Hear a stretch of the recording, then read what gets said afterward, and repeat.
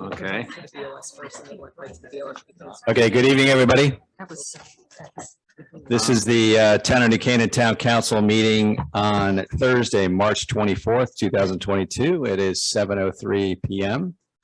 This is the regular meeting of the council. You can also zoom in on the link is right on the town website if you want to join us via Zoom. We are taking public comment tonight. To start the meeting, we're going to have the Pledge of Allegiance. So if you could all rise. I pledge allegiance to the flag of the United States of America and to the republic for which it stands, one nation, under God, indivisible, with liberty and justice for all. Thank you. All right, Mark, will you take the roll? Yes, sir. Robin Bates Mason. Here. Rita Pino. Here. Tom Butterworth. Here. Mark Jimsky here. Steve Carl. Here. Luke Kaufman. Mike Morrow. Maria Naughton. Here. Kimberly Norton. Here. Hillary Ormond. Here. Christina Ross. Here. Penny Young. I am here. Hello, Penny. Hey, Penny, welcome from Egypt. Yes, on the Nile. Amazing. This has got to be a first, so welcome. Hey, when you're voted to vote, when you're elected to vote the budget, gotta vote the budget, right? All right. What time is it, Penny? 1 o'clock. Oh, man. Holy cow. All right. We won't complain about going late if you're up at 1. So thank you, Penny. All right. Next up is public comments. Members of the public are welcome to speak to the town council on agenda topics scheduled for review and or vote. Speakers are requested to provide their name and street address. Comments will be limited to 2 to 3 minutes, subject to the number of speakers. So far tonight, we have 5 signed in here. Does anybody out on Zoom want to speak out there to sign up? Pam, do you have anybody out there? Yeah, could you raise your hand if you're on Zoom? We'll take a second. And tonight we're going to have speakers come to the in front of the dais here because that's where the mics will pick you up the best. So if Madison Mulhern could come up first, and we'll get you in position, and we'll see if Pam has anybody else out there who wants to speak. Kind of, yeah, right in the middle there. I think actually this mic here works the best. Yeah. And this mic is to pick up the rest of the room, so they'll hear you. Okay. All right. So, well, we'll go through what we have, and then we'll ask for additions at the end. So, Madison, if you could just introduce yourself and just tell us street address and where you are. I'm Madison Mulhern, 57 Ash Tree Lane. And I'm here to speak on behalf of the Irwin Boardwalk project. So I am a 4th grade teacher at East Elementary School and grew up in this town for many years and always loved, going to Irwin with family and friends and think that the Boardwalk project would be a great addition to the town and the park, not only for our adult community members, but also for the children in the town and the youngest community members. And it could provide a great educational opportunity for kids to really connect with nature and learn more about their surroundings. So I'm in full support of the project, and I think it would be a great benefit to the town. Thank you, Madison. All right, Catherine Howard.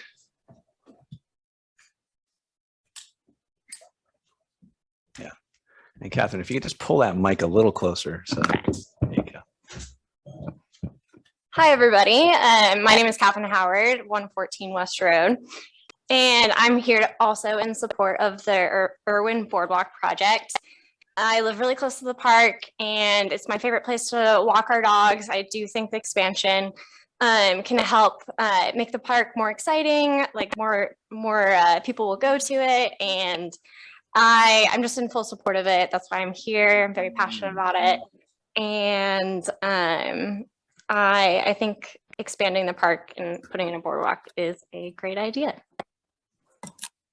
Thank you very much, Catherine. Appreciate it. All right, another Catherine Lieber.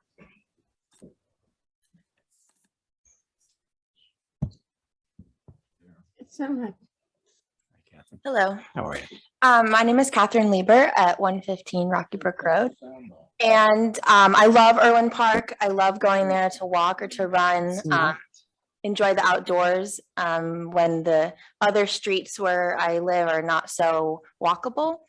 The only complaint I would have is that it's not long enough. So expanding it would be a really great thing. The boardwalk plans, I've seen them, and I know that the garden club would do a really great job with it. So I'm in full support, and I look forward to one day having a longer space at Irwin Park and still getting to enjoy it. Thank you. Thank you. All right, then, Bob. Pam, can you mute that? You want me to go in the other room? You can mute her. That's all right. All right, Nick Howard.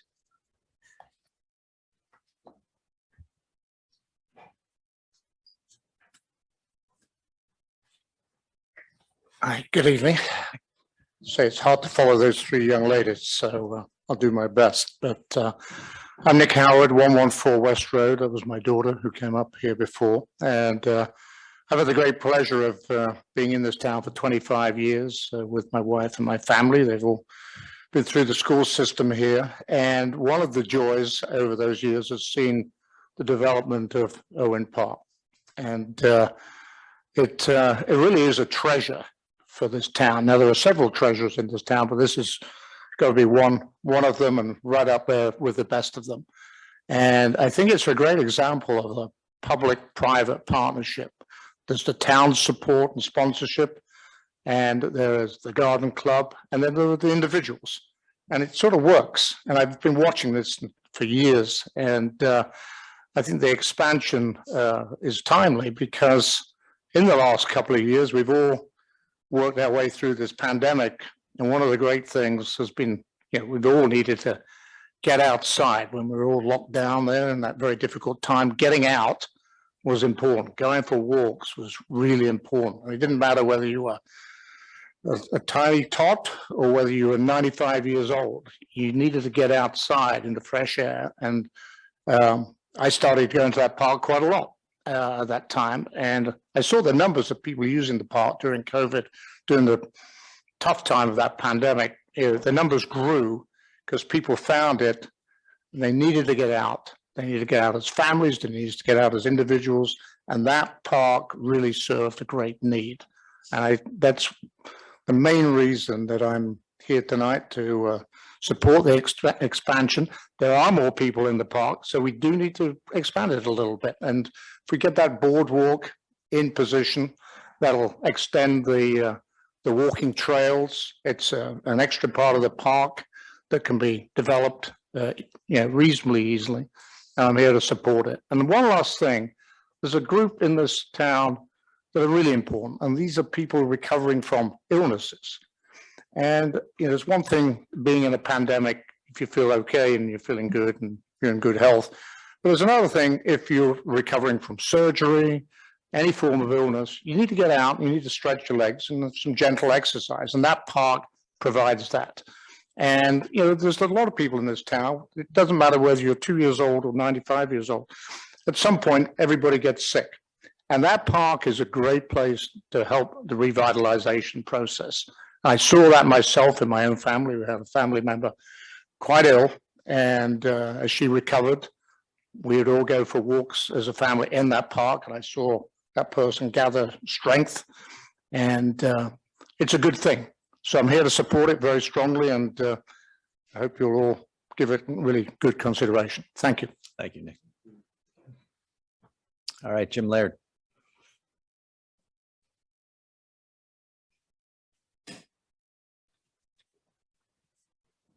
Good evening. I'm Jim Laird. I live at 111 Hemlock Hill Road, and I'm a long-term resident of New Canaan, which Steve can attest to. In fact, I mentioned the last time I saw him, I think he was announcing a Little League game and I was scoring it. So I've been in the town a very long time. It's a few years ago, Jim. You're Yes, dating us a exactly. little bit. One or two. And I actually grew up in New Canaan, went to elementary school, Sax, and New Canaan High School. And then 25 years ago, my wife and I moved back to New Canaan and had 3 kids, and they all went to elementary school, Sax, and New Canaan High School. We live very close to Irwin Park, and my whole family has used it over the years many, many times. And in fact, for me, I literally use it every day. I'm in there every afternoon for a 2-mile walk with my dog, and not only this dog, but the predecessor dog. And so I see the park every day, and I've really, over the years, seen the park grow in terms of not only the people using it, but the kinds of things that people do there. So it used to just be, you know, the occasional dog walker. And now, as Nick was alluding to, you see a lot of different people. You see families walking together, see a lot of strollers with both parents and grandparents. So it's really, over the years, kind of slow and steady built up. And even if you take out the COVID spike, if you will, I've seen over the years just a steady increase in people who use and enjoy the park. And I think I also looked at the plans for the boardwalk, and I think it will be terrific. I think that it'll really help improve the park and make it a place that not only the existing people who visit the park would enjoy, but also I think will help attract even more people from the town to come and give it a try, and hopefully to would enjoy it as much as those of us who use it every day. So as a long-term resident of New Canaan who uses it, as I said, literally every day, it has my wholehearted endorsement. Thank you. Thanks, Jim. All right. Anyone else from the public want to speak? Oh, yeah, come on up. And just identify yourself and street address.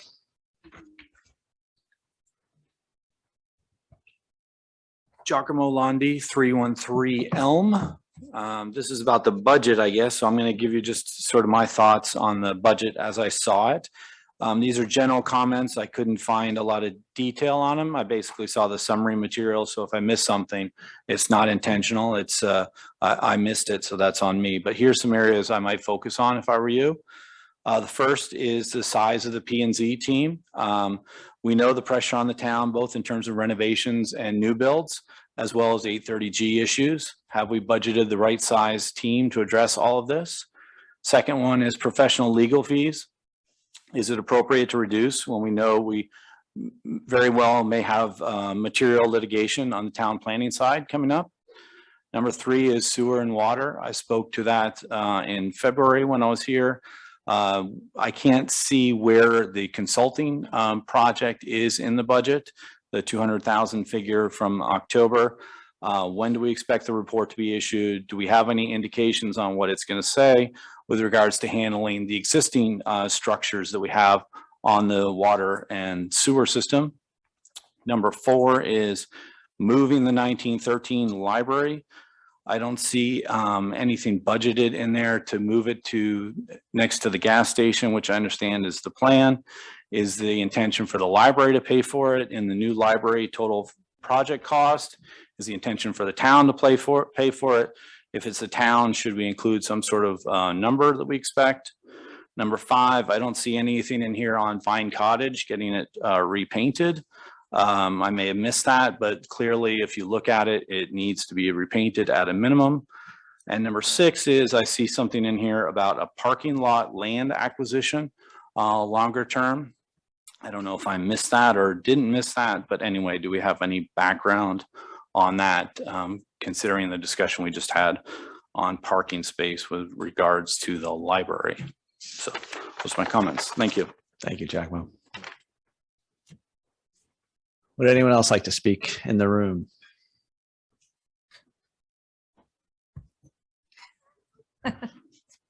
You're one of our favorites. You don't want to speak? Okay. All right. Okay. How about out there? Nobody else out there? All right. There you go. All right. So that concludes the public comment portion of the meeting. Thank you all for coming out. Take that list from. Okay. Oh, and just add Giacomo to that. Next up, I'd entertain a motion to move the security initiative discussion up one notch because, Pam, do we have Leon out there?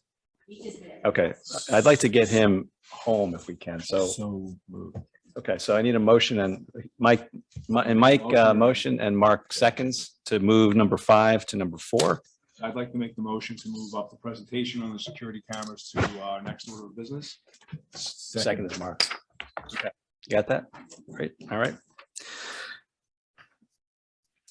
All right. Item number 5, now number 4, New Canaan Police Department Security Initiative. A follow-up discussion and vote on. Did you want to vote on that motion? Oh, did we not vote? I'm sorry. Tom, thank you very much. Good catch. Okay, we need to vote on the motion. So the motion on the floor, all in favor? That's unanimous. I'm assuming Penny, you're out there. Okay, good. Yeah. Thank you. All right. Item number 4, follow-up discussion and vote on the New Canaan Police Department Security Initiatives. Chief Kurlikowski, you're out there. Can you hear us? Yes, I can. Thank you. All right. So a couple meetings ago, we had a full presentation on the security initiatives, and there was a couple of questions that came up regarding just to review the data retention, and I believe that was one of the only questions that I've got. Was there any other questions that you'd like the chief to address? Okay. I had a comment. I was just interested in knowing that there's not a lot of legal information about camera surveillance or video surveillance as there is with audio and things like that. So I was just curious if it's going to be part of the proposal to talk about the parameters that how the information will be used. Obviously, I fully support stopping crime and doing everything we can to help that happen. But there's also a balance between what the public, expects when they're downtown, and just to know a little bit more about that process. Sure, that's a thoughtful question. All the cameras will be in public areas, so they won't be filming anywhere that's private. So there's no expectation of privacy in a public area. And the reality is when you walk downtown, you're probably being filmed 50 times as you walk up and down Elm Street by a variety of cameras, both public and private. So we're very thoughtful about that.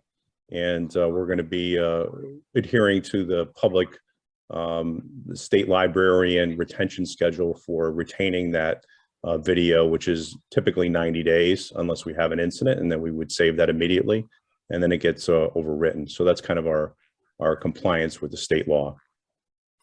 Okay, thank you. And are third parties going to be able to have access to the footage? No, that would not be the plan. These are specifically for investigations and or town issues that may come up. It's not going to be disseminated to third parties unless there were an FOI request, and then we would evaluate that on a case-by-case basis. Okay, thank you. You're welcome. Maria. This is probably a strange question, but I know my phone has like facial recognition. Will this video have anything like that? Or is it more an after the fact, you would go back and look at the video if something happens? Yeah, that's an interesting question. We do have the ability to, if need be, access facial recognition software, but that is not part of this system. That would be an after the fact possibility. But the concept of this is really after the fact. But there could be some circumstances where there's an act of crime occurring, like we just had yesterday. There was a fraud on Elm Street, and our officers chased down some bad guys from the Bronx that some had extensive criminal history. So something like that would be very useful as part of our investigation. So, but that could be also used in our dispatch center as the crime is occurring, so that officers could be directed towards the suspects that frankly left on foot and then took off in their car. So yes, most of it would be after the fact, but there could be some in progress crimes that this video would be very useful for investigating and following up on.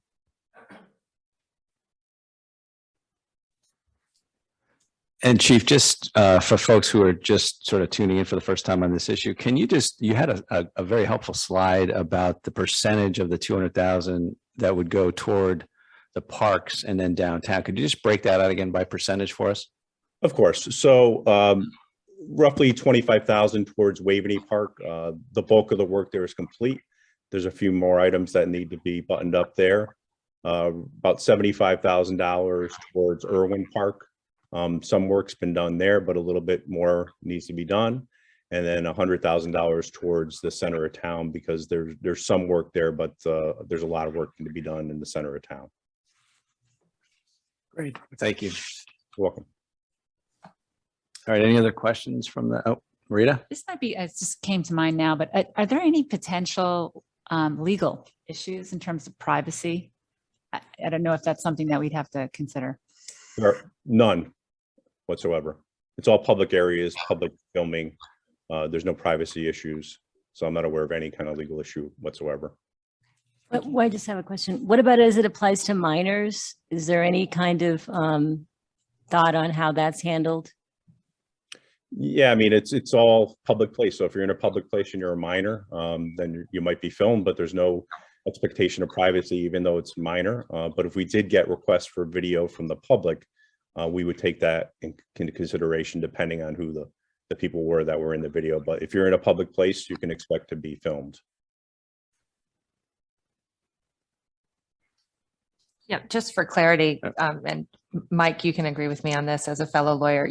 A person really has no expectation of privacy in a public space. Anybody can view what actions you're taking on Elm Street, and the same with video. And I think, I think everybody's first thought when you hear of a crime occurring downtown or in the park, everybody can say the first thought that comes to mind is, well, is there a camera there that caught it? And everybody seems to be surprised when the answer is no, or there wasn't a camera in that specific spot.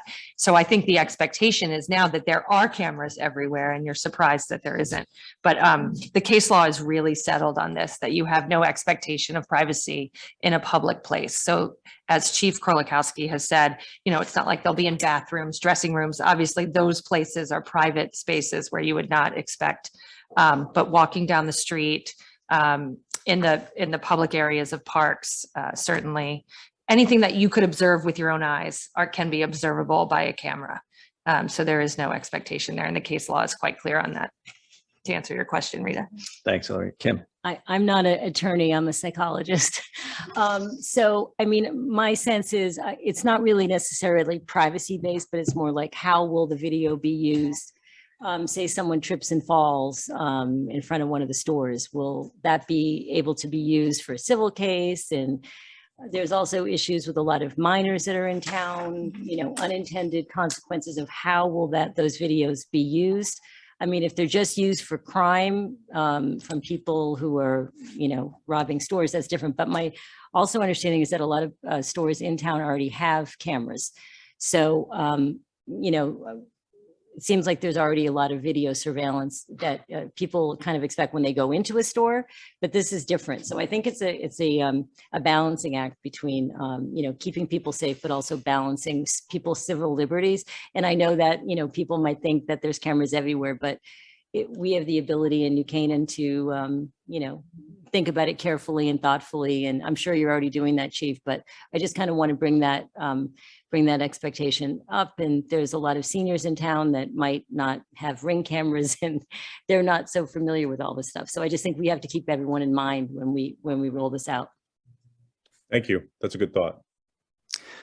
Luke? Yeah, 100% agree with Kim. I think that's a great point. It's just I'm a big supporter of the cameras, but just what the intent and the use of the data is going to be. So we just need to be mindful of where that's going. Okay, so should this get approved tonight, Chief, one of the things that I think would be helpful, and we can't discuss it in public, but if you could report back on once we get this settled on an executive session, we would be happy to have you back to talk about a little bit more in depth as far as location, use, et cetera. But because it is a security issue in town, I would certainly want to respect that and make sure that we do that properly in executive. So if you would agree to come back, should we approve this, would you mind coming back and presenting an executive as well? I'd love to. Okay. Chief, sorry, Yeah, Mike. Chief, it would be helpful too if perhaps you could be prepared to address the protocols of access to the database itself, and also explain how, the interface between any, the investigative agencies that you would cooperate with.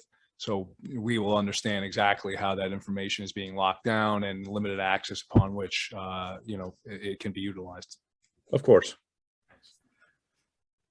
Thank you. Any other questions? Okay, so we need a motion to approve. Approve what? Oh, The appropriation? appropriation of the $200,000. So Mike, if you want to make a, Hillary should make. oh, Hillary, oh, yeah, So thank you. moved. Well, you want to Well, just. I move full- that we approve the appropriation of $200,000 for the security measures that Chief Korlikowski has requested. Second, Mike, Second. all in favor? Penny's raising her hand. That's unanimous. Thank you very much, Chief. Thank you, Much Chief. appreciated. Looking forward to hearing more about it. Of course. All right, next item up, budget update and review. We're going to review and have a discussion about the budget for fiscal year 2023. So this is the time, and I sent an email out earlier today about bringing any concerns up that you may have, both on the operating side and on the capital side. So why don't we start with operating? So it's 7:30 now, and we have a goal of having this no more than an hour. So we should be able to get through this fairly quickly. So this is a good time to open up the floor and have a discussion. I did send around a list of sort of a beginning list of some of the items that were raised as a concern. So I don't know whether you want to start with that or do you want to add to that list before we get into it? Anybody need to add anything to that list? Wasn't your list mostly capital items? It was capital, yeah. I do. Okay, I so wanted to add to the list, Waveney House. Waveney The House. bathrooms on the second floor. Okay, so we'll add that to the list.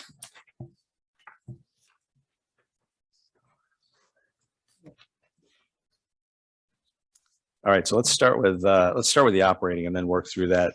Were there any concerns on any of the line items in the operating budgets for the town side of the budget? Does anybody have any concerns about operating? Okay. I thought that might be the case because the town has done a great job working through all of their budgets and hearing all the presentations as they went through operating. There wasn't really a lot left that the Board of Finance hadn't taken a deep dive into. So obviously the budgets are very tight this year, and I don't see a need to cut anything in operating. So I'm pretty happy with where that ended up. So Mark. I would just address Giacomo's question around legal fees that were reduced. Okay. And that we did bring that up in the last meeting for I brought it up and the first selectman said that was the number they were comfortable with. So just in order to address his question in public comment. Okay. That it was brought up and the first selectman said this was the proper number. Good. And also while we're on Giacomo's questions, the Vine Cottage repainting was the outcome there was that we had a placeholder there for the repainting as well. I think that was addressed. Mark. That was also a line item in the ARPA. Hasn't been brought forward through the Board of Selectmen. So as of right now, I don't know where it is. Okay. So that's not but I don't believe it's in the budget. Right. No, that's not not actually in the budget, nor is we've discussed $1 million placeholder for the 1913 legacy building. That is not in either. So that answers that. And size of the P&Z team budget, obviously, with everything going on in town, the larger the budget, the better. But as a council, we all know that we can't add anything to the budget. So we've been given the budget and there's no plan of deleting anything from the P&Z budget at this point. So there's really not a lot we can do at this point as far as adding. So hopefully. Steve. Oh, yeah, go ahead, Tiger. In the land use budget, there is actually a line item for a new full-time position for an assistant planner. That was a part-time position in last year's budget that was unfilled, and we're looking to change that from a part-time to a full-time position. So that would add one to the planning and zoning staff. Great. Can I comment quickly on the 1913? I just don't think there's been a determination yet as to who's going to pay that. So obviously we're not putting it in the budget because I don't think that decision has been formally made. Right. Right. So it could be private money. Right. So, as far as I know, in April, the library will be coming forward with a plan about the legacy building, and they will be asking the town. We've talked about a placeholder in ARPA for $1 million, but we may determine that it's a special appropriation of $1 million because there's other things that will take ARPA precedent. So that'll be determined by the Board of Finance. I would imagine is going to be taking that up in April. So that's coming down the road as well. We discussed at our last meeting, and Tiger, you were a big part of it, and we thank you for all the information. The sewer and water issues that are out there, we dove in pretty deep in our last meeting about sewer and water. So I don't know whether Giacomo was able to see that meeting or not, but there's a lot of information about things going on in the on the sewer and water side of things. So I would refer back to that meeting. And then maybe Tiger, could you just take the question on parking lot land acquisition? Sure, that's a placeholder in a future budget in case we were looking to expand parking. At one point in time, we were looking to either expand parking around the Locust Avenue area or at Talmadge Hill. Yep. Obviously, both of those were put on hold because of COVID, but it's not in this year's budget. I don't know if it's in the 24 budget, it might be the 24 or 25 budget, but it was a thought that we had at the time, and we haven't pushed it out or brought it forward. Christina. In follow-up to your statement, Tiger, could you explain, are you talking about a parking lot in terms of building a parking garage or buying land? It was a land acquisition. It wasn't to build a garage itself. That would have been a separate line. It was to actually see if we needed to, at the time, Talmadge was starting to fill. This is pre-COVID now. So we were looking at possibility of expanding some areas there or in and around the Locust lot to make it more efficient. Right now, the Locust lot only has one entrance to it, and there's the possibility of the possibility of expanding that. Okay, so how much money is being set aside for that? There's no money set aside. There's a marker in the budget for, I believe, $1 million in 24 or 25. Okay, thank you. You're welcome. Okay, so moving on to the list that we started. Tiger's here. So Tiger, I hate to keep picking on you, but we're going to talk about the Waveney Playground because there was some additional questions on that. I know we touched on it at our last meeting. The playground this year, we're looking at 400. Is it 455,000 or 450,000? Is it 455? 455. Comments made about can we wait till next year? Is it a nice to have versus a need to have? Can you just talk just briefly about, I know we talked about the safety aspect of the equipment that's there. Is there any way to push this for 1 year, or are we sort of right at the cusp of where we have to do something this year? We're at the cusp. We pushed it from last year. Last year it was tabled so that Park and Rec could take a look, further dive into it, see if there was alternative locations, address the need, review the need. And they came back with a unanimous vote that they would like to see this go forward in the present location that we had determined. And as far as the existing equipment, the adult fitness area, we're at the point where we're going to have to start removing, pieces of equipment as they fail. That'll happen throughout the year if we don't start to replace. So we're at the point where they're at the end of their useful life and they'll become unsafe to use, not just unsafe for children, which is a reason why we want to put the playground in, but unsafe for adults to actually use the equipment, and as they become unsafe or are not certifiable from our consultant standpoint, we would then have to actually dig them out of the ground and dispose of them. Okay. The other question regarding this was, will the area of the playground expand? In other words, you'll have the existing adult area as well as a children's area, right? So the public should expect a larger area of the park to be devoted to the playground? A large area of that specific location, yeah. Right. So we would look to shift the adult playground further to the east towards the road, and then allow the children's playground to be in front so that the children would be drawn to the playground itself, and then the adult fitness area would be behind it, and the adult fitness area would act like a backstop to prevent children from continuing to stray out towards the road or in other parts of the park. But yes, you would look at an expansion of the area. I mean, right now it's the majority of it's grassland with trees surrounding it. Might be 1 or 2 trees that need to be removed, and then that area in the middle would be utilized. Okay. Any other questions on the playground? It's not that I'm against changing this playground out. I'm in the park all the time. I jog like every day.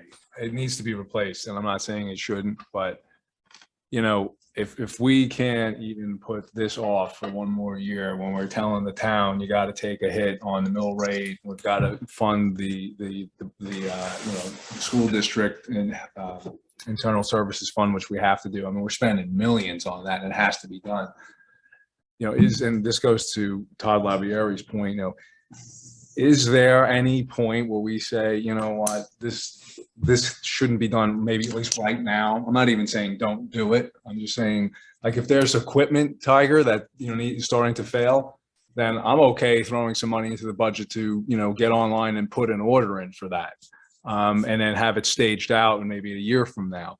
But when we're, you know, have a quite a substantial increase to the budget this year for very good reasons, you know, can we take any of this and just say, you know what, let's just hold 1 year.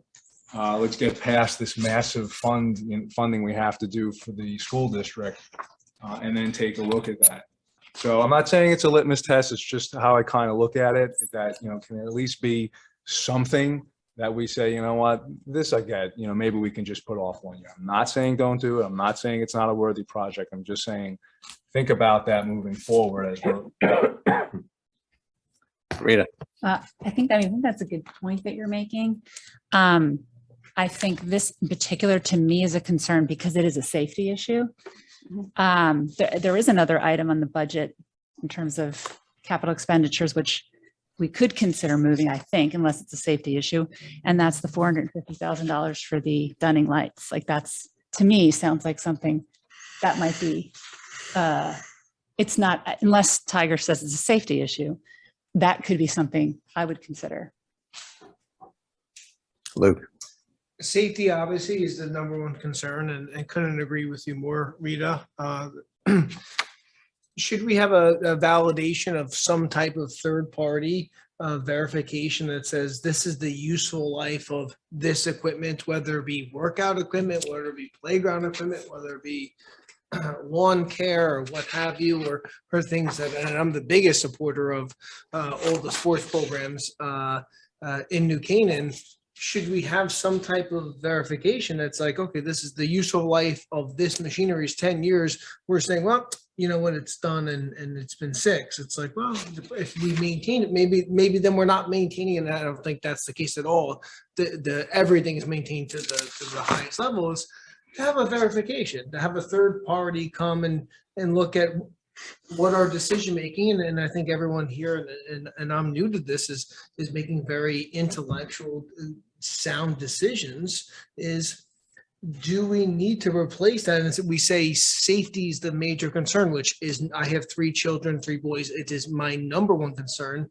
But is it a concern? Is the safety an actual concern? Is the equipment still have useful life, or do we throw the word concern into there and then say, okay, let's switch to something else that maybe the lights, they can stay on for another year and let's point to that? Or is this an opportunity to say, you know what, it does have 24 months left on it. It's been well maintained. The Parks and Rec's done an excellent job.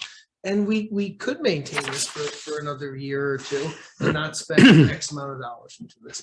I'm not saying I'm 100% for everything having the best sound quality product and service for the town.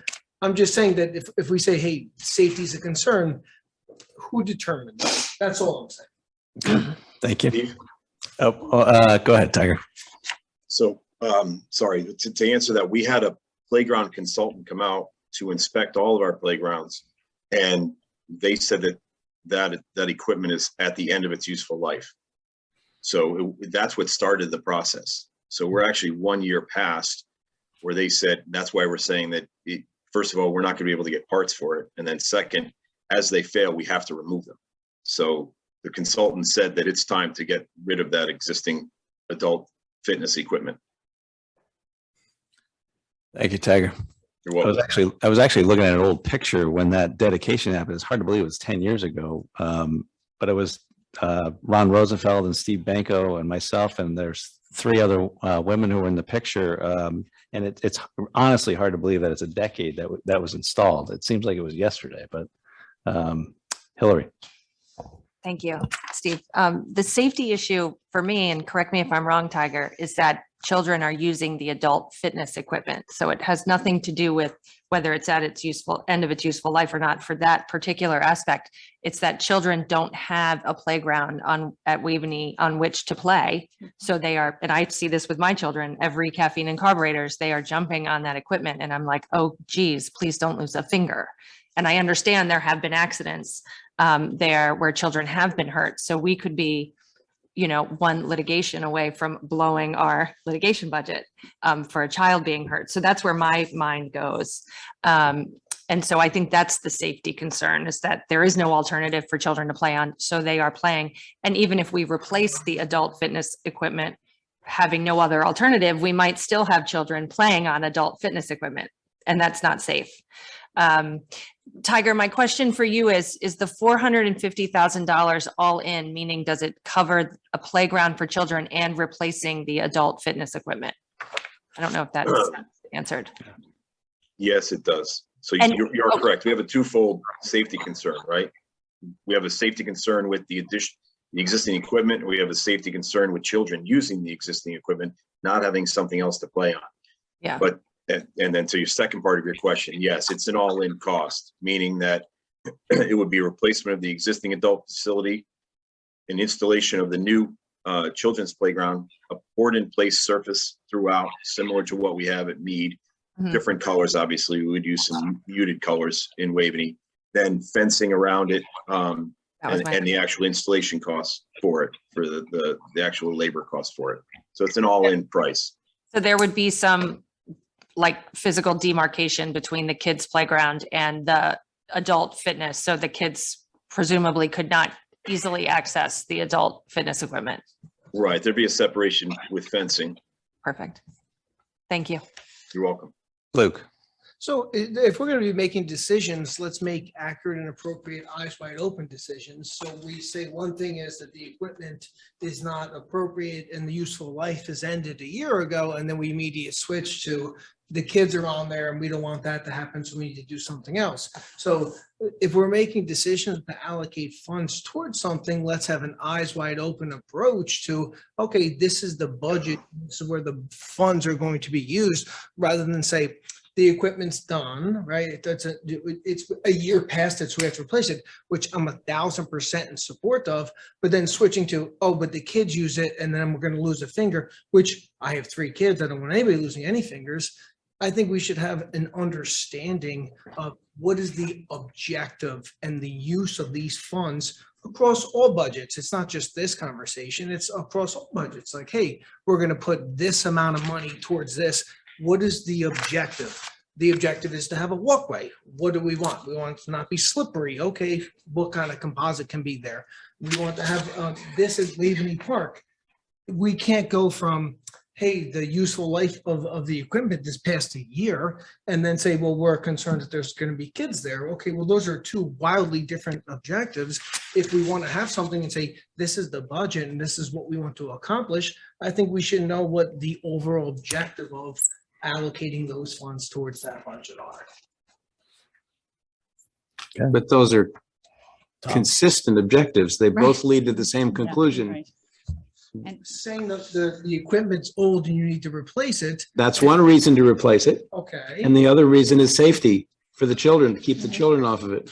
So they both lead to the same conclusion.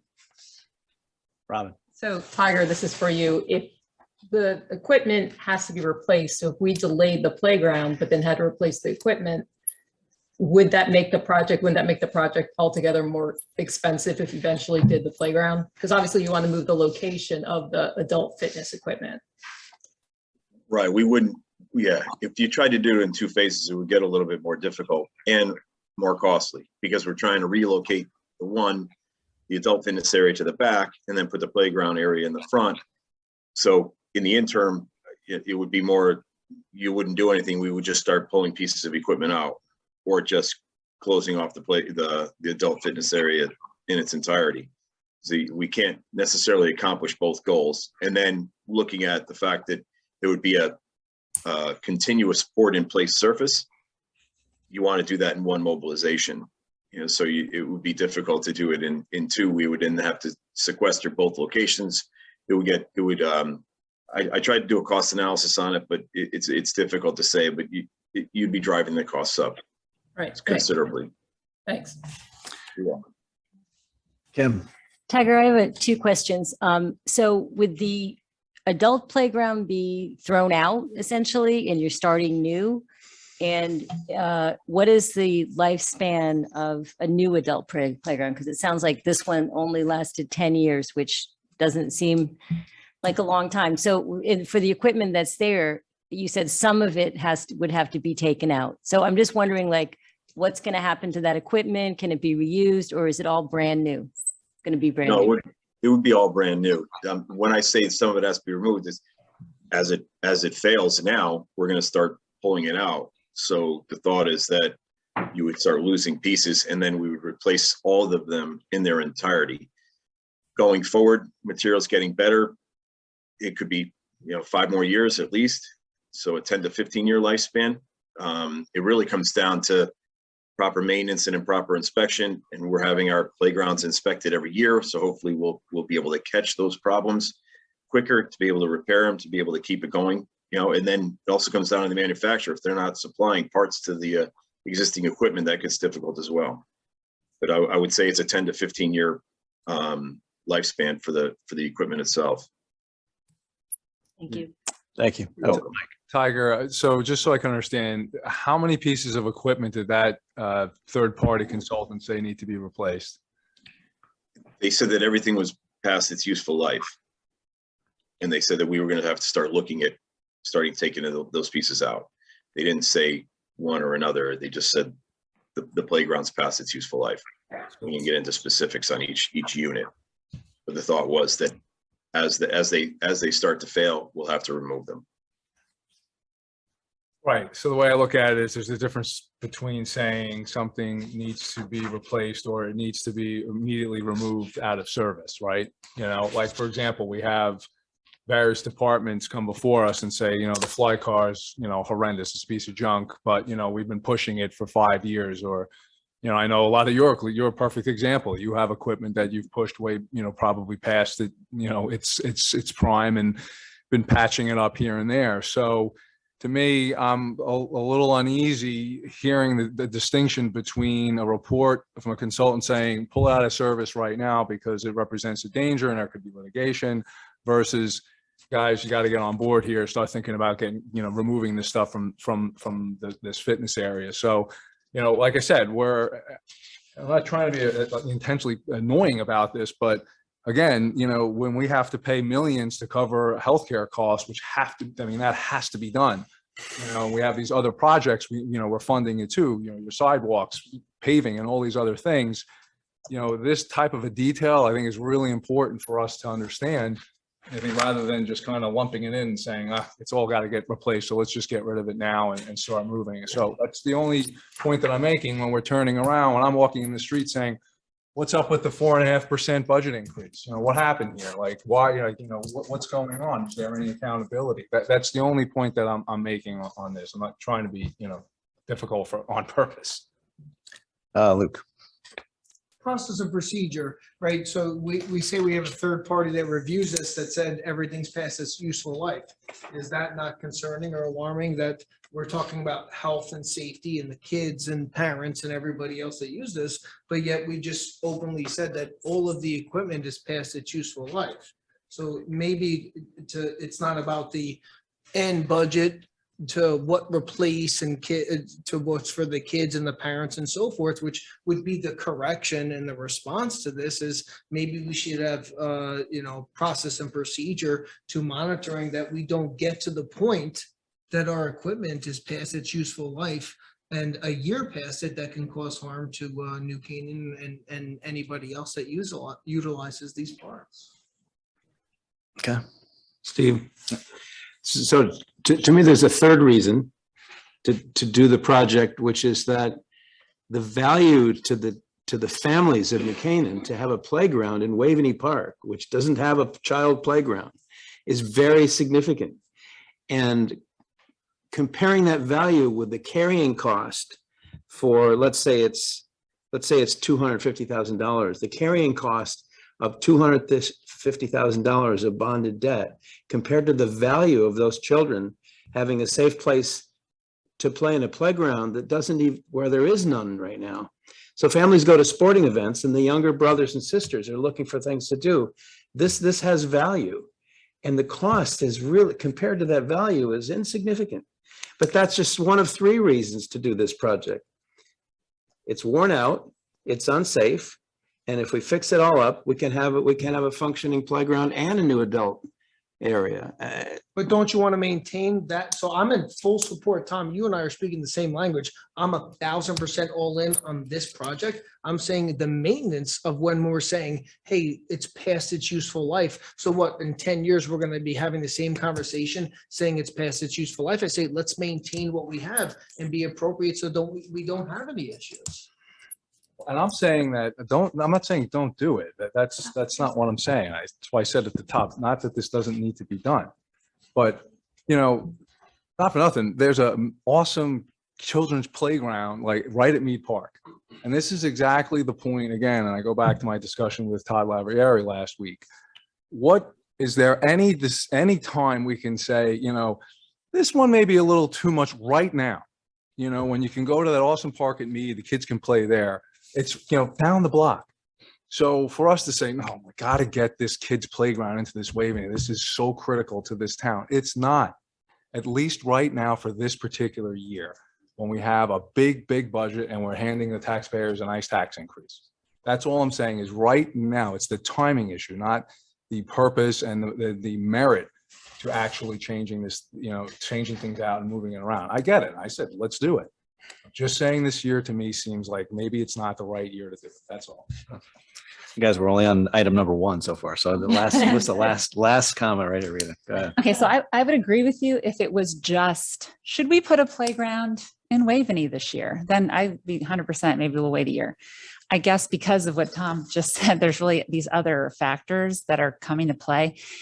Two things. Tiger, you mentioned, I remember in the last meeting that there were actually complaints of kids getting hurt. Yeah. There were literally complaints of a girl almost losing a finger. That is my number one, concern, and talk about, us blowing our legal fund with maybe one of these complaints.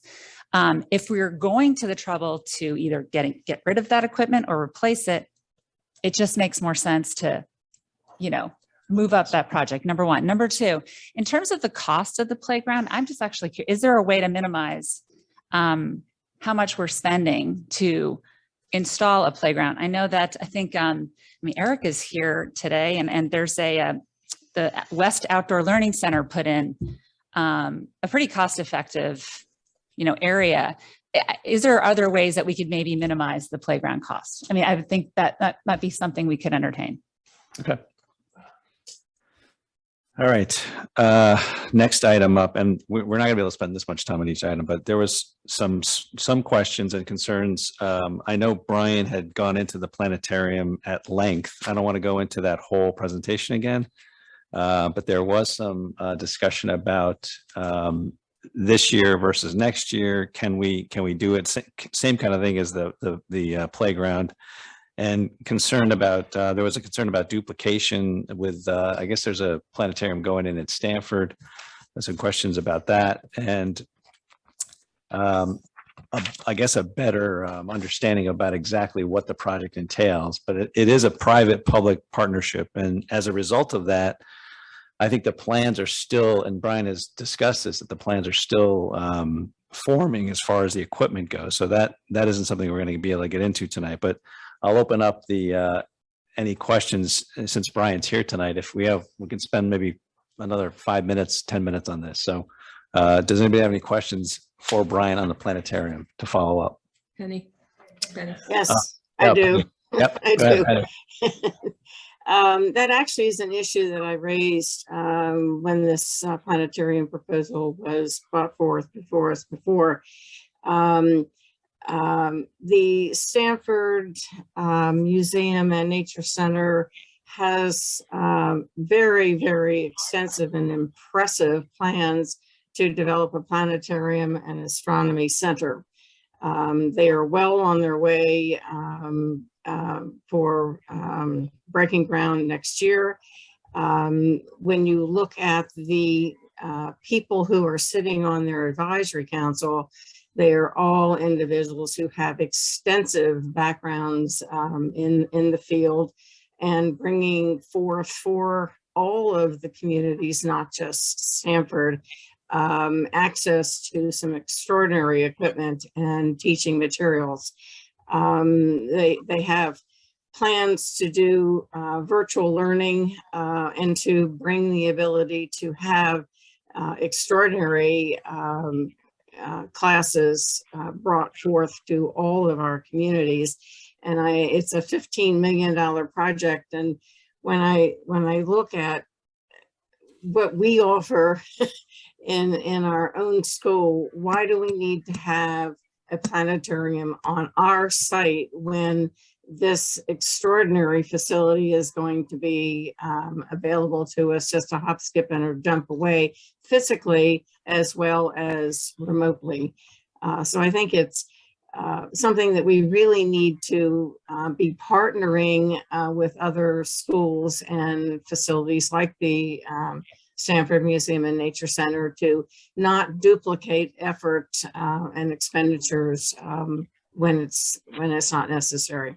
So I have real concerns about us wanting to have our own when such an impressive facility is going to be just right on our doorstep and virtually as well. Thank you, Penny. So Brian, if you want to just take one of the questions or follow up was, as Penny said, if Stanford was able to put in a planetarium like that, there's got to be a sort of a number of costs. We talked about K through 12 being able to attend and go to the planetarium at the high school. So you'd have ability of South and Saks at least, and the high school to be able to walk to the planetarium and locally. Well, obviously West and East we'd have to bus. But can you sort of put a number on? Let's say we did do a program in Stanford and we were busing everybody over there. Is there, can you kind of give us a thought about what kind of number that is? So, well, sure. And I think it's wonderful that such a well-conceived, designed resources going in right next door in Stanford. I think that's great, and that's something that I would see as complementary, not one exclusive of the other. And here's why: having the planetarium in the high school means that we can run courses on astronomy that use that regularly, daily. You can't do that if it's offsite. So right away you have the courses, the program. You're not going offsite every day in a bus to go to another facility for a course. So that's the first piece. The second, though, just quickly at the high school, is that it's not only for science classes. You know, this is really an interdisciplinary resource that will be used for astronomy, for science classes, but also for other disciplines and other courses. So the ability to, the regular access into the space where you would have a sign up in the building where teachers would go and they'd check the calendar and they'd sign up and bring their class there, which again, you wouldn't be able to do offsite if that was there. The other thing, as you're saying, being able to bring over the elementary students, the middle school students as parts of their programs, using it after hours for a variety of different reasons. Putting students on a bus and bringing them up, there are costs involved with that. That can be significant. I know that I hesitate to throw out a number. It's about $250 an hour is coming to my mind for the athletic program buses at times. Dr. Keenan? For a trip, $250-ish? Yeah, okay. So, I mean, you're talking about it to do it anything regularly, but again, if it's a resource that's being used by all the surrounding communities, I don't know how regularly we'd be able to have that access because other communities would be doing the same thing. So just there's a couple of, we also have, if we were building from the ground up, might be a different discussion. You know, but we do have the facility itself. So what we're looking to do is revamp, but it's not a system, a program from the ground up, you know, and I do think that the costs are reasonable given the experiences that it'll provide for students. Mm-hmm. Thank you, Brian. Mark. And Dr. Leslie, there'd be a cost to repurpose that room. You know, we've talked about it since the meeting. I know the question came up when we were here before, and you know, we were even thinking probably what you'd have to do is put a drop ceiling in, and if you were going to use it for anything other than storage, because when you go walk through that room, because of the dome, you know, the sound wouldn't work for just even a general purpose classroom. So it would probably wind up having to become a storage space. Maria? Well, I do love the planetarium, but I'm thinking in the big picture, like there's the police department project and the idea that the mill rate is going up, that kind of is weighing on my, you know, thinking. And I kind of extend it to the innovation kind of initiatives. Like I think New Canaan has always been innovative in everything we do. And I think that students, you know, have access to a lot of technology and, you know, we just have a lot of what we need. What I'm worried about are a lot of the innovative initiatives that are in the budget seem a little bit nebulous to me, a little bit unclear, like the 200,000 for repurposing or making changes to some spaces so that students can have access to, I guess, the innovative lab, and then the salary upgrade for an innovative. It seems like it's in process. It's not really fully fleshed out, and I feel like it's a little bit too non-specific for me. So between the 200 for that and was it 550 for the planetarium? It was reduced to I think 350 by the board. So 200 for the space, 300 for the planetarium, and then like 14 plus 44, you know, 60,000 for the salary for a program that doesn't, it seems like really ambitious and really exciting, but it's just not concrete enough for me right now when there's other things that I feel like are more concrete. And I know this is probably not a popular thing to say, but that chunk of the education budget, I feel like we should really reconsider. And, you know, the planetarium's part of it. And then with one right in North Stamford, I'm hesitating about those items. Okay. Christina. I think that if we're looking to cut back, there are other things that we can cut back on that are less impactful, and as replacing the swings, I want to say the playground at Waveney. And I'm not so sure that Waveney Tea House can't be postponed, and that's 250,000, or that the Playhouse movie theater, to understand what's going into the 1,800,000. We haven't seen any plans. Or the Irwin Trails at 175. I love the project, but is that a public-private partnership? Does that take precedence to a safety issue? And postponing the bathrooms at Waveney House makes for about $1.7 million makes perfect sense, since it's not going to be accessible to the public to go to the second floor because there's no elevator. And I'm not so sold on the plan that has been proposed as it is. And I think everybody who's new to the town council should see those plans and agree whether or not they support the project as presented. So I think that there are other things that you can look at the budget and say we can postpone it. But you really have to take a dive and take a look and then prioritize. And I would be open to having that discussion. Thank you. Rita. Yeah, so just the comments on the innovation. Actually, when I looked at the budget, I was concerned about the innovation portion of it, but only that to make sure we were investing enough for innovation. Because frankly, to stay ahead of the curve with education, the trends in STEM, it's constantly evolving. So the fact that we do have a director of innovation, I think that's actually a very important an important thing to do, that we have someone who is specifically focused on advancing technology and science and all of that. So I actually think I would like to hear more about the programs, but I think it's a very important part of the budget that I think we need to invest in. So I would hesitate to go cutting there. Again, I would bring up the, if I was going to have to cut, I'm thinking of, again, I'm going to go back to Dunning, and my son plays football, so and I love the field. But if I had to like cut something today, I look at that and I think that could probably wait a year, but I would rather not wait on innovation. And I think the planetarium kind of is part of that whole plan. So that's where I stand. But we have a director of STEM. I mean, we're there in a lot of ways. So that's, I disagree with that, because I mean, I come from in California, the schools there, private and public, I think are more advanced than we are here. And I think we need to do more, in my opinion. So just for clarity's sake on the positions, if it's helpful. Thank you. So we have a K-8 science coordinator and we have a director of digital learning. What we're looking to do is take the K-8 science coordinator and repurpose that, reclassify that position into the director of innovation. Those are, there are similarities, but there are significant differences between those two roles, where the director of digital learning is working directly with our K-12 program with our technology integrators.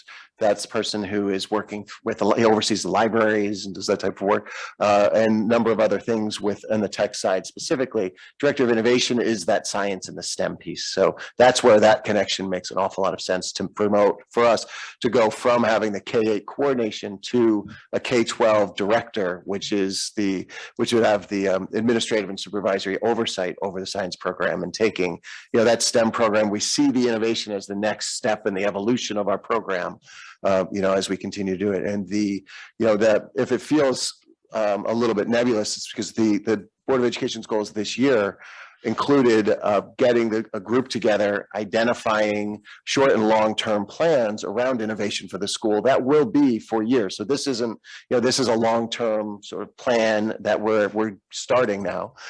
So a group has been meeting throughout the course of the year, and the director of digital learning and the person who's currently the K-8 science coordinator have been visiting other schools, K-12 and colleges, in order to learn about the approach to innovation in the disciplines and what they're doing. They visited a number of different labs. We have some partnerships that we've been establishing. So they spent the first couple of months learning, taking a deep dive into that, and then they've been articulating a long-range plan. And this is step one of that long-range plan in order to make this transition K-12 from the STEM work that I think we are doing quite well into a more innovative approach with kids, which goes from engagement as the goal to empowerment as the goal, because as the students solving the problems as they're working through, so they're identifying, solving, prototyping solutions, testing them. And so the investment we're looking to make at Saxon High School in the summer to prepare for next year is really redesigning and adjusting, modifying the existing spaces in the libraries there, so that the kids and the classes have the proper space to do this type of innovative work, because it starts off collaboratively and then it goes into the prototyping, as I'm saying. And they've really learned through their visits that in order to do this work well, it has to be purposefully structured, and the students' experiences are in part shaped by the environment in which they're doing the work. And so you'll have different equipment in one stage than another. And so we've actually, it's really exciting. We've got people who are they're giving up their offices and other spaces so that we can repurpose them and take down some walls and create some really exciting opportunities for kids, starting at the high school and the middle school. And then we will, as you'll look in the long-term plan, we are looking to bring it to the elementary schools as well, but wanted to start. So it's part of the process. And so there's been a innovation committee that's met once, and that's going to continue meeting. There were many more meetings before that, but that includes Board of Ed members and parents and teachers and administrators to work through what we mean by this and how do we define it and how do we keep moving in this direction as we apply it across our curriculum, across the program. So it is a process. It's not fully cooked, but certainly we know where we're going and have the directionality around it and the goals, and we're just figuring out, those why pieces to it. Mark. Yeah, I also think there's a cost to deferring any of these projects. I mean, I think everyone clearly has something they want to cut, but there's a cost to kicking the can down the road, because these aren't things that we're essentially saying we don't want at all. We just postpone them. I warned last year that things are going to get more expensive. No one listened, or not listened, but everyone's like, oh no, inflation's not going to run that hot, or things aren't going to get more expensive. Transitory. Yeah, it's transitory. And some people even on the Board of Finance said it was transitory, and it isn't. I don't know. I think trying to find a pet project to cut right now when the budget's up modestly and flat the last 3 years, when everything's been going up and we've done a fantastic job, the Board of Finance done a fantastic job. I just don't see the point of trying to identify one pet project and cutting it right now.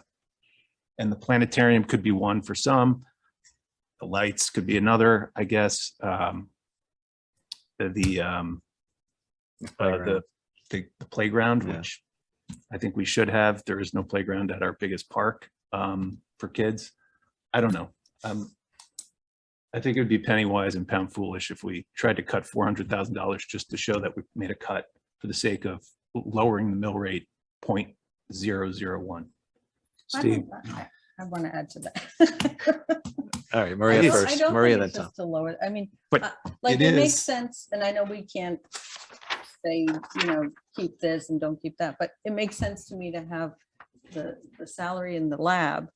But the 200,000, I just can't put my fingers on what exactly that, I feel like in the past we've seen diagrams and, we're going to put new carpet and walls. It just is too nebulous for me. But that's me. I should have a Wait, comment. Tom Did you was want to next. So Tom, you have a question? Yeah, I think Mark and I are sort of on the same page. Let me go back 4 years when I started on town council. Okay. I used to meet with Rich Townsend on a regular basis. We have to be, in every organization, there's a way to make it more efficient. We have to find things to cut. Or why would we justify being voted to the town council? We have to find things. And what Rich would, if he were here, he would agree with me. It's a humbling experience to learn over time how incredibly efficiently this town operates. And the value we get of what we spend is phenomenal. I mean, we're talking to the one of the country's leading educators about the number 26 high school or school district in the country. And we're questioning whether he has the best judgment about developing science education. It's like, wait a minute, why in the world would we do this? Then Well, don't let me ask finish. anybody any questions. Just say it and agree to it. Come on, you can't possibly be suggesting that, because that's what it sounds like. Then there is no point to any of us on here. If we can, let me tell you something about Dr. Lutzy. He is extremely smart and he's tough as it comes. And I'm telling you, he welcomes these questions. That's a proud man sitting there. Just like Tiger does, and just like Albie sitting in the back and the chief. They welcome these because they come up, they put their helmet on, and they defend their budgets. And I respect that. Okay, and I know Dr. Lutzy is prepared and he's always ready to be questioned because he knows he's not infallible, and so does Albie, and so does every other department head. We have an obligation to ask these questions. And when I get, people say to me, you're too tough on people, it's what's the point of me being here if I can't ask the questions? That's the thing. So I'm sorry, Tom, I respectfully disagree with saying, basically implication, how could you question this man sitting before us?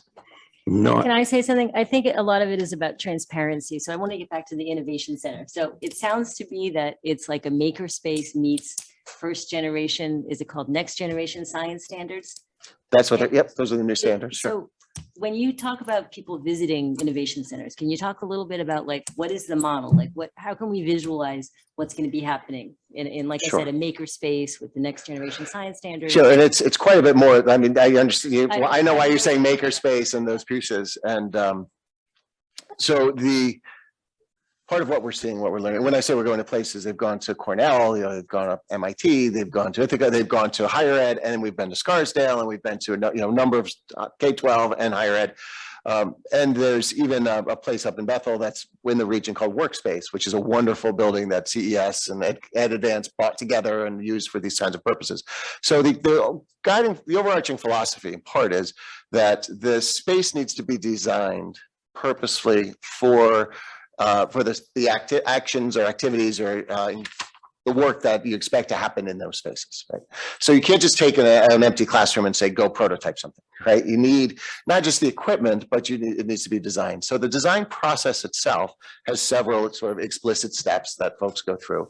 And it will start off in a collaborative type of space. So you need to have a space where students can come together collaboratively to problem solve, to question, to explore and probe and do that kind of work. You go into an exploration stage. And so you need resources and other things and other equipment. Then you may go into a prototyping stage where you need, that may be the makerspace connection, where you need some equipment or other things, and then opportunities for kids to test and do those things.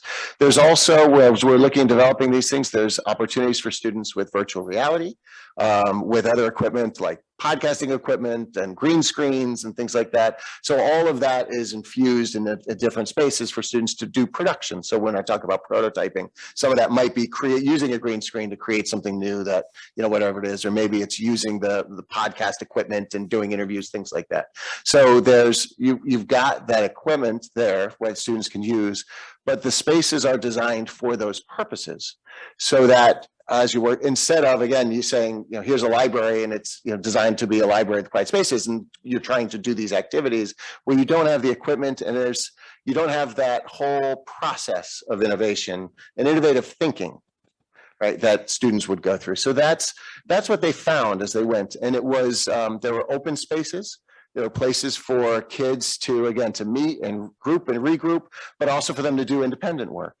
And places for them to store their work over time, even those kinds of things that are all required if you're having students develop solutions to problems that have been developed. So they might have lockers, they might have other pieces, and they've learned that and quite a bit more. I wish that, if Matt and Melinda were here tonight, they would talk longer than I spoke about the planetarium the other night.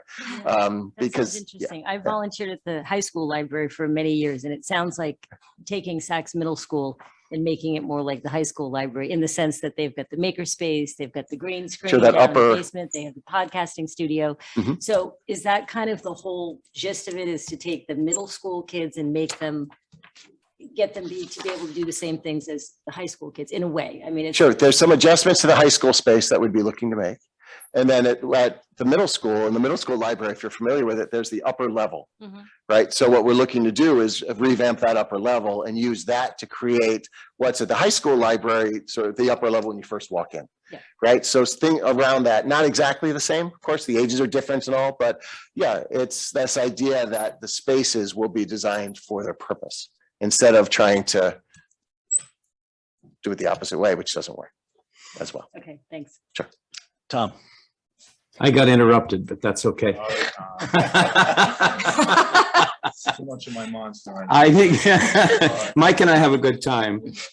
When this is all done, we're actually pretty good friends, I think. I think Brian is tough, and I think he could field questions, and I'm perfectly willing. I'm not suggesting anybody stop asking questions, If we want to stay here till midnight and talk about, science education, I think that would be great. But I will predict that at the end of that time, not one of us is going to be willing to go out on the street and be questioned by somebody in this town that we decided to cut money from the developed of science and STEM education. It's just, none of us could survive that discussion. But just on a couple of the other things, thing with the planetarium is, let's keep in mind that we're only paying for approximately half of the cost of that. It provides a distinct value. The thing with we need Tiger to address the lights at Dunning, because one of the issues there obviously is because the new lights would be, and I think there is a safety issue, but one of the things about getting new lighting in there is that we may recover the annual carrying cost of that investment in a very short period of time. Each of these things has been well thought out. I'm not saying question to your heart's content, but my main message is it's not a bad thing. It might be a little awkward if we walk out of this meeting not having cut anything, because we've decided that the things that are before us all have value. That's not a defeat. Don't feel bad about the fact that we might have a town that provides amazing services and is looking at a mill rate increase of 1.5%. It's an amazing thing. And we don't have to prove our efficacy by saying that, God, we got to cut something tonight. Especially to Mark, I'm sorry, but to Mark's point, the incremental value of putting something off a year that has to be done anyway is really marginal. Thank you, Tom. Tom, I 100% agree. And again, I just want to say with the Waverly Park, I'm 1000% all in. I just want to say that if want to make sure that we don't want to say that the equipment is past its useful life. I'm saying we should have just measures that monitors that. I would love that. I actually work out there often and really appreciate it. But to your point is, if we walked out of here and we didn't make one cut, I think we should all be proud of what we accomplished. And if we do make some cuts, I think we should feel comfortable and proud on the other side too. Thank you. All right, Brian, I think we can let you go for now. I'll be right back. Beat you up enough. And yeah, come on up. We're going to need some clarity on a couple of things. I think I don't know if you saw the email I sent earlier, but we have a choice of sort of going through this stuff tonight and determining exactly what we want to hand off to you, or we could also have one other organizational meeting on the 30th and sort of finish up the discussion. So because we've got a bunch of things tonight too, going into executive on the real estate stuff too. So. I just wanted to kind of bring some clarity of what the effect. Yeah, sorry. That mic's better. So the clarity on what, oh yeah, it does. What the projects would have actually the effect on the budget. So because of our timing of our bonding, the only effect on the budget is going to be 6 months worth of interest on those projects. So the budget was going up about 400,000 in interest per se for last year's bonding, because the schedule, we know what the schedules are for the next 20, 30 years of what's already bonded. And then we had the increase from last year's bonding, which is 6 months worth of interest. In doing all of these projects outside of the police station, because that will be scheduled different, it's an increase of about 350,000. So I wanted to bring some perspective to that if you're cutting a project at say 400, 300, it's a small amount that it's actually going to affect the budget. Right. Because the principal does, on any of those projects, the principal doesn't hit till the year after. So what we try to do is say what debt is dropping off versus what debt we have. And we know that there's going to be some cliffs coming down. And so that's when we can stagger, you make the authorization, but then we always reimburse ourselves.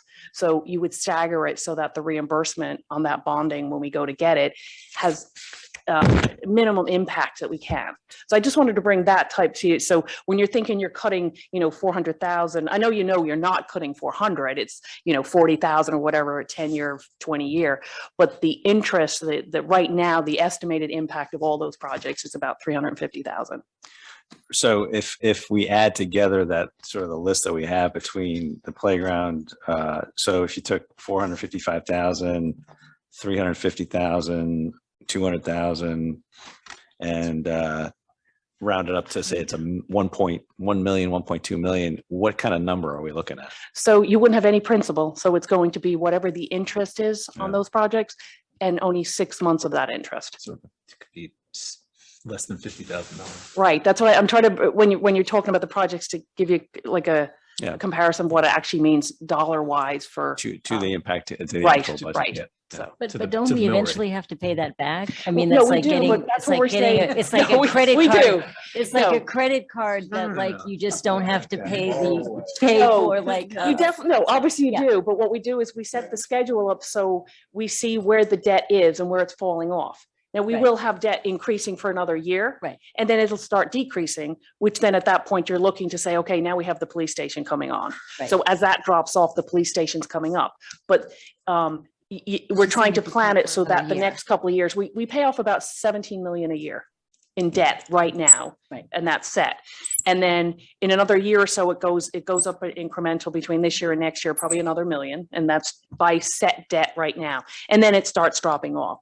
Right. Even with the projects you're looking at now, and then trying to put the police station in there, in the next couple of years, you're actually going to level and drop without adding anything major again. So we're trying to stretch it so that it has the least amount of impact from a payoff perspective, without adding to the debt more. So the point is, we're not, I mean, the line item that you really want to change is let's pay off more debt or less debt, but we're not. Like, that's already been predetermined. We're not arguing that. We're arguing literally cutting the interest on the principal. Right. That's what that's what I was trying to get to. And then, know that we try to schedule the debt payments and the bonding of the principal, because that's the biggest effect in the subsequent years when other projects are dropping off. Thank you. That should be that. Christina. I would like to know how much is rolling off of the bonded amount this year? I'd actually pull the numbers up. I wouldn't know that off. Are you saying like how much are we paying off in debt? 17 million. And how much money are we putting in? Are we bonding? We're adding this year. We're dropping. How did I say? So we're dropping. We pay $17 million a year. This year, the impact without any other potential projects is about 450,000 increase. And then if you add these projects, the interest on that is about 300,000. So you have a set 400 you have to pay. It's already in the budget. No, I'm not talking about the interest. I'm talking about how much total are we bonding?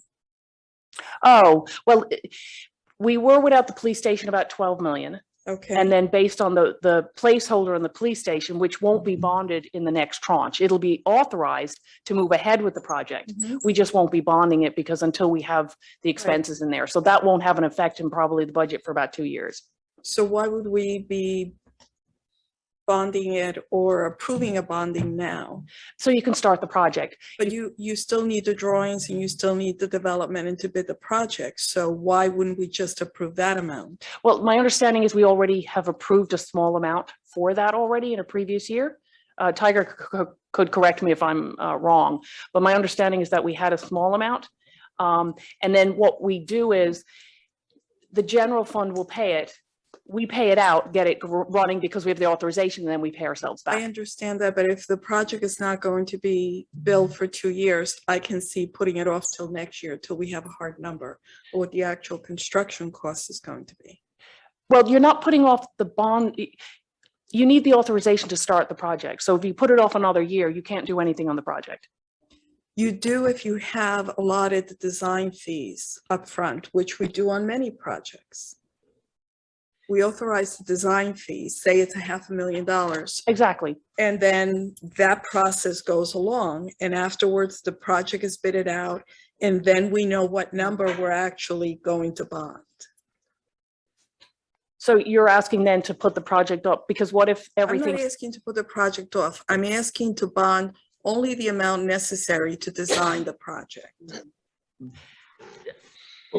That's all we would do anyway. You would authorize the full project at a dollar amount for now, and then you're only going to bond at that point what you need to repay what you've. So you authorize the project, they move ahead with it, they spend 500,000 on the cost for the architect and everything like that. You would then put that into the bonding.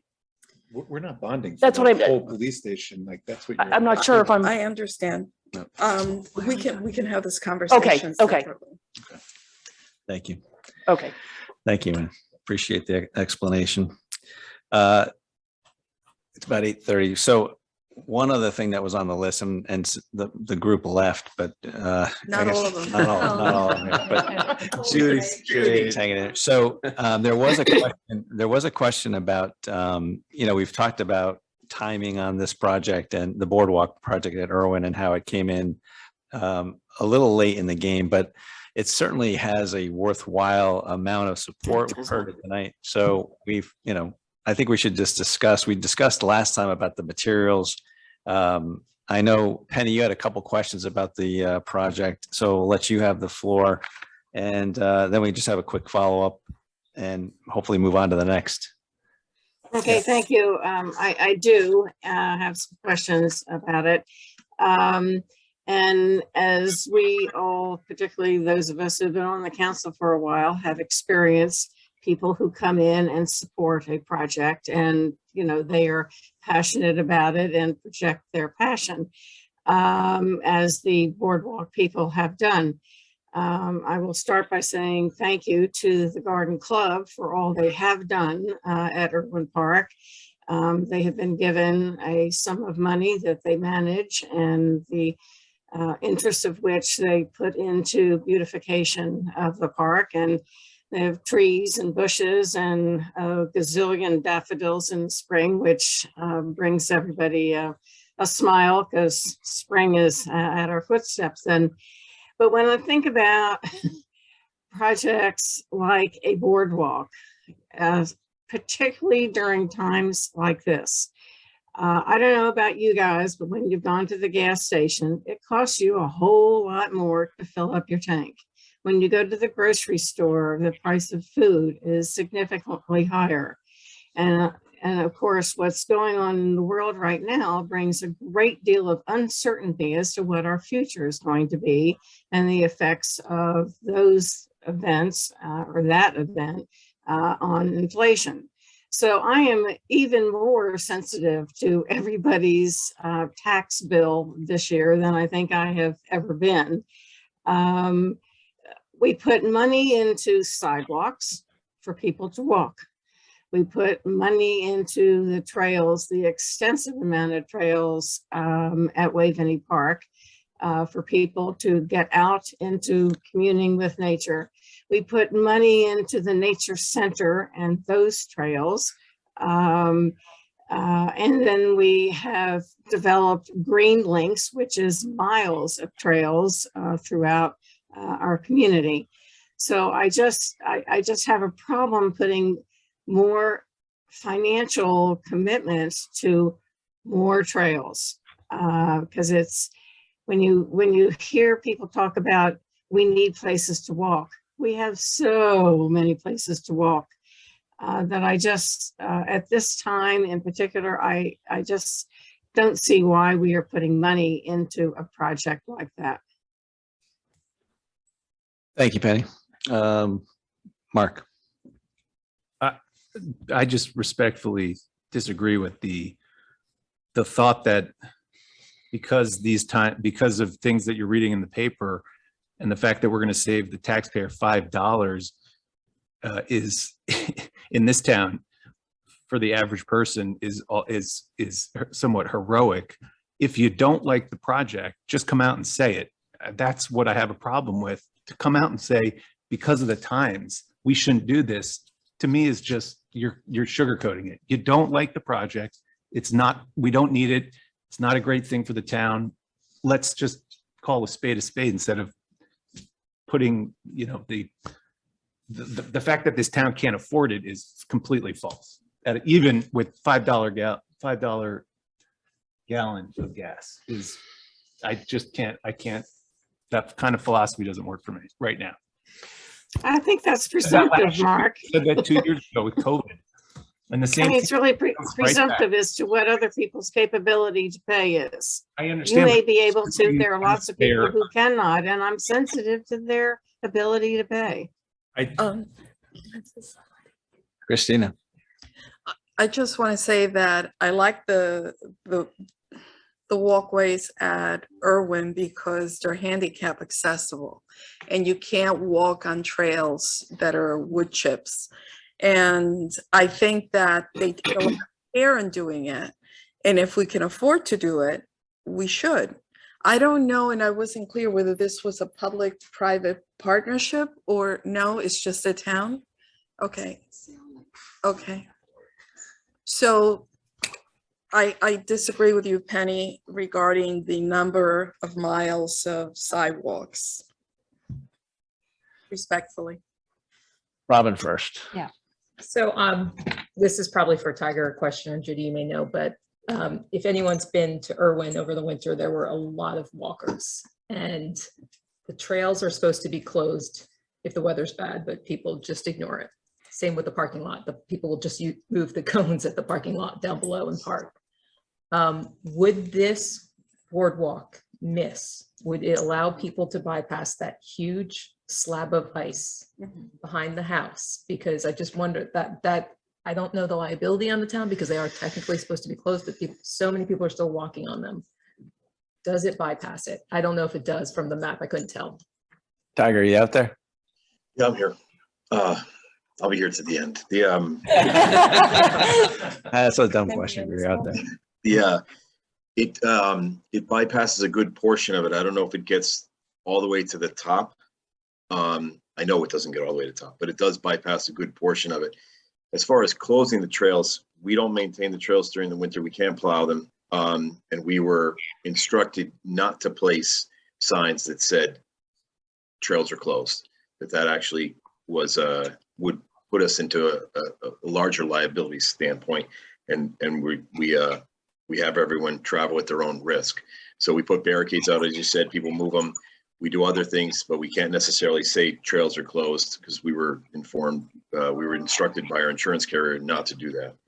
But it does take up a good portion of that sloped area in the back where we've got, some problems with moss because we don't get a lot of sunlight because there's a great tree canopy there.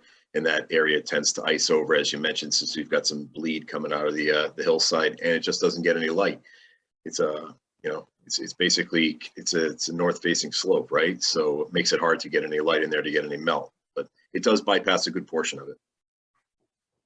Thank you. Hi. I fully support this endeavor. I use Irwin a ridiculous amount. I have 2 small children, and the path is the perfect length for them when I force them to go on a nature walk. And they can ride their bike there if they want, or I use my stroller there a lot and with the dog, and it's just the perfect length for them. So I think for parents of young children, and we fly our kite there, it's just a wonderful, wonderful spot. That serves, I think, a complementary purpose to our other parks. And I think the more trails we can have, the better. And I agree with the ice spot. I had no idea we weren't supposed to walk there in bad weather because I go there in any kind of weather. In fact, on one Mother's Day when it was raining, I did the forced sort of baton death march with my children because that was my choice. But I think it's a wonderful idea, and I think it's well worth anything we can do to encourage more outdoor activity for everyone. I think is a wonderful investment for our town. So I really fully support it. I think the plan looks great. Thank you. Thank you, Hillary. Maria. I agree. I think it's great. And I think as prices go up, we'll be walking more as a family.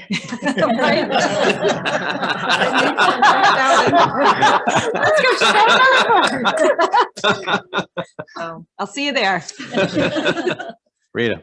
I would just say, Christina, you brought up a really good point that I hadn't thought about, which was the accessibility for folks. And I think there are a lot of trails, but there probably aren't as many trails for that population. So I was concerned about pricing, to be honest, and thinking it could be postponed, but I'm actually leaning the other way in my thoughts because of some of the points that I think were brought up today. Thank you, Rita. And the only other question, Tiger, we had in terms of timing earlier, can you just tell us again, if we do vote on this, what does the timing look like for this project? I mean, are we talking about 6 months, 8 months, a year? How far out are we? Well, the bonded money, if it was bonded and it was authorized in, let's say, June, we have a little bit of work to do as far as final design, some survey work, some wetland work, need to get a wetland permit. So we were looking at a construction in fall of this year.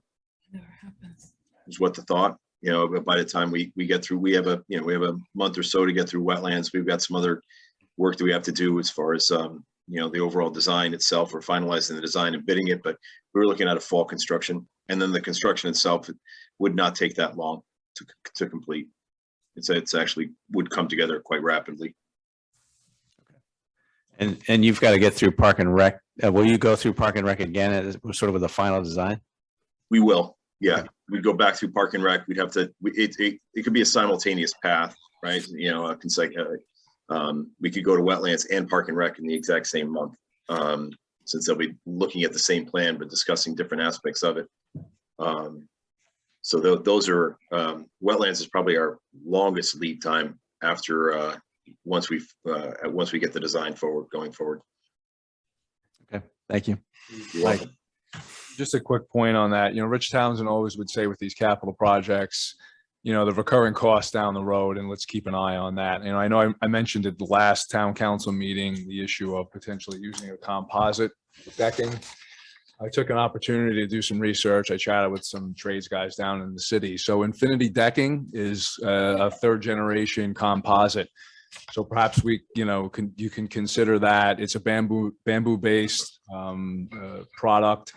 And it has a resin gripping on it that's specifically designed to reduce the moisture and has 10-year warranty. So just, we want to move forward with the project. Okay, I get that, but at least consider that because, given what I'm hearing about the massive use that wood is going to be, subjected to, that's going to be worn out and it's going to, there's going to be a lot of maintenance on that in the future. So if we can have a product that, accomplishes the fact of a 10-year warranty, it's environmentally friendly, there's that gripping on it. I checked out that Lowe's has it over in Norwalk, so feel free to bring the truck on over, but take a look at it. That's all I'm saying. At least maybe that can help kind of, contain that cost and the recurring cost we're definitely going to get hit. Luke. Excellent suggestion, Mike. I've done none of that research, but it sounds excellent. Bamboo's fantastic. I do a lot of construction projects, but just want to say fully 1000% supportive of this. I think the parks they always were, but they're part of the fabric of the society in New Canaan. COVID or not COVID, I think we're only going to use more of it. So anything that we can bring people together outdoor is an excellent initiative. So I think it's fantastic and fully support it. Thank you. Along those lines that Mike made a point about the new kind of product, it's kind of ironic, but in that park years ago, we talked about a new kind of product called FlexiPave. And there was a big argument in this town and a huge debate over whether we should asphalt it or use FlexiPave, this all new surface.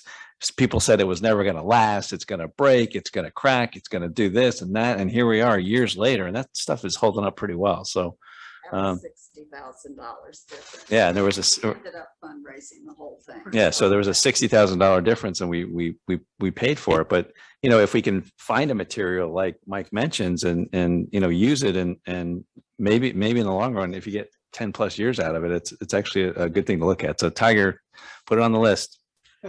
And 85% of it's recycled material. So to be in there. Yeah. Kim. Hi, I fully support the project as well. I just didn't know if people saw a letter from one of the neighbors saying that they wanted a tree screen because it's near their property. So I don't know if that's going to add to the cost of the project and how we address that issue. Yeah, sure. Well, I don't know whether was that a tree screen of this project or that was a different. It was a different. I think it was a different issue. No, I think the issue there, I had reached out to all the immediate neighbors and certainly the ones that I've known for years, for those of you who were not here in 04 and 05 when this was all going on. And this is a young new couple. They're the immediate neighbors of exactly where the boardwalk is going. And their concern was they've already had a number of trees topple on their property because they're all dead and dying back there. And I said, well, we would do our best to clean that up when we put it in and certainly would like their input. And they even went as far as to volunteer among their neighbors to raise money for a tree screen. So I think this is probably what you're referring to. I don't know if he contacted any of you. He sent an email with some He photos. did, okay, yeah, they're lovely. Yeah, I met her watering the goats. This was their everyday trip. They've got, little kids. And that's the advantage of the diversity of the ecosystem back there. It's everything you have ever heard of in New Canaan. It's all right there. So I don't think that's our obligation for a T-screen. They just simply want it, so that the trees aren't toppling anymore. The dead ones are taken out and that they've got, some privacy, and they're fully willing to support that. Great. Thank So you, I Judy. think that was positive. That's the only ones I didn't know. I had trouble finding who they were. Yeah. Tiger, I don't think you were on that email. If we get you that, can you take a look at it? Sure. Okay. Yeah. Thank you. Absolutely. Thank you. All right. I think that'll do it on the boardwalk conversation. So let's move on from there.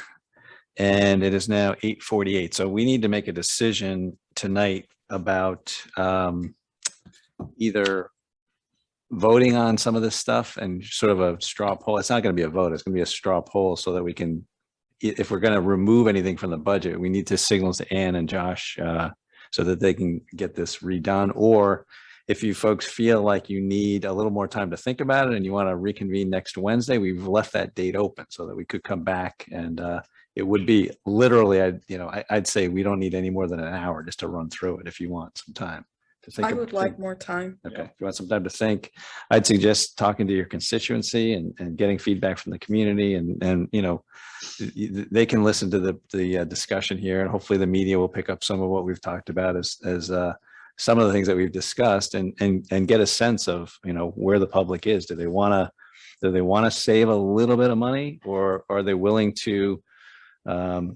have all this included in the overall budget? Some of the things I look at tonight, and we've talked about the forward facing things like playgrounds and boardwalks and things like that are, to me, the retail side of what we do. This is what the people in this town are going to be using and seeing. They can't see, internal service funds, and they can't see things like that. But boy, if they could go to a planetarium at night and see a great show, I mean, that's stuff that they'd say, wow, there's my tax dollars at work. So, I think a lot of the stuff we really need to think about and, make intelligent, informed decisions. Let's talk to as many folks as we can and get some input, and we'll see you guys back here on Wednesday to finish up. Okay. Wednesday at 7. Wednesday at 7. Yep. And we'll get that meeting posted, Pam. Okay. Thank you.